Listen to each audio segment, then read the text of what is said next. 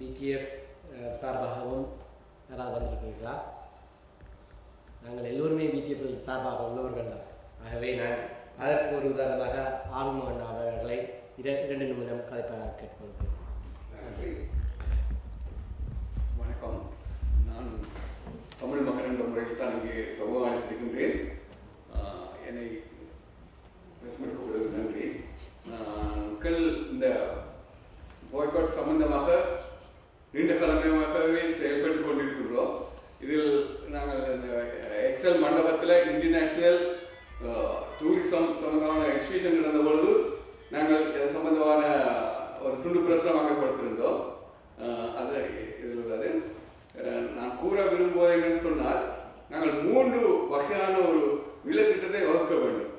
ஒன்று இலங்கையில் உற்பத்தி செய்யப்படும் பொருட்களை வேறு நாடுகளுக்கு இறக்குமதி செய்யாமல் தடுப்பது, அதன் முழு விவரங்களையும் எடுக்க வேண்டும். கதையில் மட்டும் இல்லாமல் அது எங்க இறக்குமதி செய்யப்படுகிறது, எவ்வளவு இறக்குமதி செய்யப்படுகிறது, அது யார் பாவிப்பதற்காக இறக்குமதி செய்யப்படுகிறது என்ற விவரங்களை தேடி அந்த பாய்வனையாளர்களுக்கு அங்கே நடந்து கொண்டிருக்கிற இன அழிப்பு ஜெனசைட் என்பதை நாங்கள் எடுத்து கூற வேண்டும்.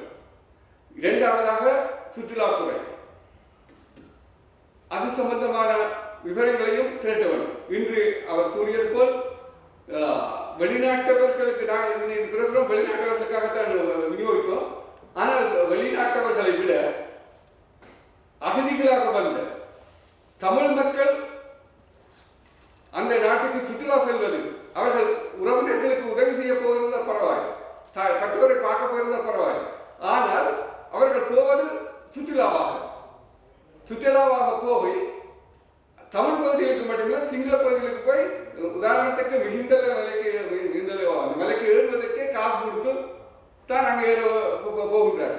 மற்ற சுற்றுலா சிங்கள பகுதிகளில் சுற்றுலா பகுதிகளுக்கு சென்று அங்கே செலவழிக்கின்றார்கள். அப்ப இவர்கள் ஏலங்காவில் போகிறார்கள், அங்கே போய் இந்த வெளிநாட்டு சுற்றுலா பயணிகளை விட இவர்கள் கூடுதலான தொகை அங்கே செலவழிக்கின்றார்கள். அப்ப இது எல்லாம் சிங்களவன் தமிழ் பிரதேசத்தில் தனது சிங்கள குடியேற்றத்தை செய்வதற்கு நாங்களே அந்த பொருளை கொடுக்கிறோம். நாங்கள் எப்படி முன்பு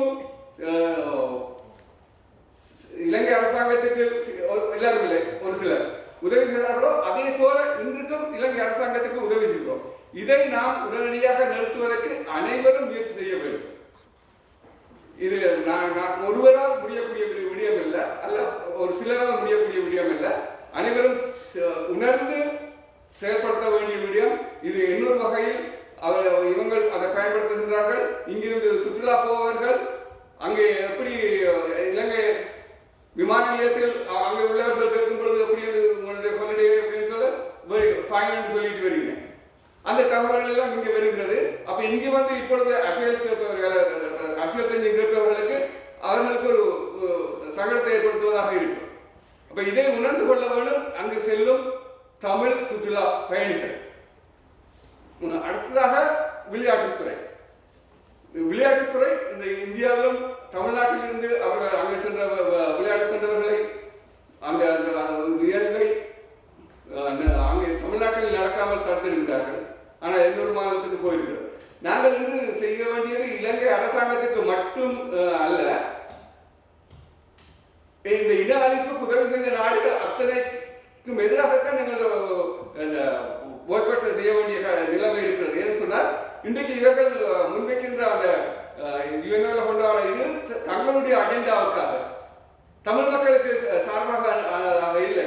இலங்கையில் ஒரு போர்க்குற்றம் நடந்ததுன்னு சொல்லி அவர்களுக்கு விசாரணை செய்து தீர்ப்பு கொள்வதோடு அந்த நாட்டுக்குள்ளே ஒரே நாட்டுக்குள்ளேயே தீர்வை கொண்டு வருவதற்கு தான் முயற்சி செய்கிறார்கள்.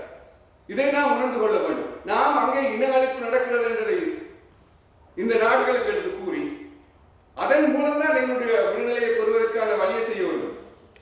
அதற்கான வேலை திட்டங்களை அனைவரும் ஒன்று திரண்டு செய்ய வேண்டும். அல்ல அது எங்களுக்கு இன்னைக்கு ஜனநாயக முறையிலேயே அந்த போராட்டங்களை எடுக்கக்கூடிய வாய்ப்புகள், ஒவ்வொரு பகுதியான செயற்திட்டங்களை நாங்கள் வகுக்க வேண்டும். அதுக்கான சரியான செயல்பட கடந்த நாட்களில் G8க்கு எதிராக ஒரு பெரிய ஆர்ப்பாட்டம் ஹைபா கோனர்ல நடந்தது. அங்கே கொண்டு நாங்கள் இந்த துண்டு பிரசுரங்களை கொடுத்தோம். அவர்கள் மிகவும் ஆர்வமாக அதை பெற்றுக்கொண்டார்கள். நாங்கள் வேறு இடத்துல அந்த துண்டு பிரசுரங்கள் கொடுக்கும் பொழுது அவர்கள் 100 பேர்களை கடந்து போனால் 2 பேர் தான் வேண்டுவார்கள். ஆனால் அங்கே வந்தவர்களில் எங்களை கடந்து 100 பேர் போனால் 98 பேர் அந்த துண்டு பிரசுரங்களை வேண்டி செல்கிறார்கள். ஏன்னா அவர்கள் அந்த மற்ற நாடுகளுடைய நடக்கும் ஜனநாயகத்துக்கு எதிரான நிலைப்பாடுகளுக்கு அந்த நாடுகள் செய்கிற அரசாங்கத்தின் குடிமைகளுக்கு குரல் கொடுக்கும் ஒரு அமைப்புகளாக அங்கே வந்திருந்தார். ஆகவே நாம் இன்றைக்கு சர்வதேச ரீதியாக தமிழ் மக்களுக்கு மட்டுமல்ல இந்த தகவல், சர்வதேச மக்களுக்கும் எங்களுடைய தகவல்களை எடுத்து சொல்ல வேண்டும். அங்கே நடக்கும் கொடுமைகளை எடுத்து சொல்ல வேண்டும். அங்கே புனர் அமைப்பு என்று சொல்லிக்கொண்டு சிங்கள குடியேற்றங்களை நடத்தப்படுகிறது வெளிநாட்டு உதவியுடன் என்பதை ஆதாரங்களுடன் எடுத்து காட்ட வேண்டும். இந்த செய்திகளை நாங்கள் சர்வதேசத்துக்கு, மக்களுக்கும், அமைப்புகளுக்கும், அரசுகளுக்கும்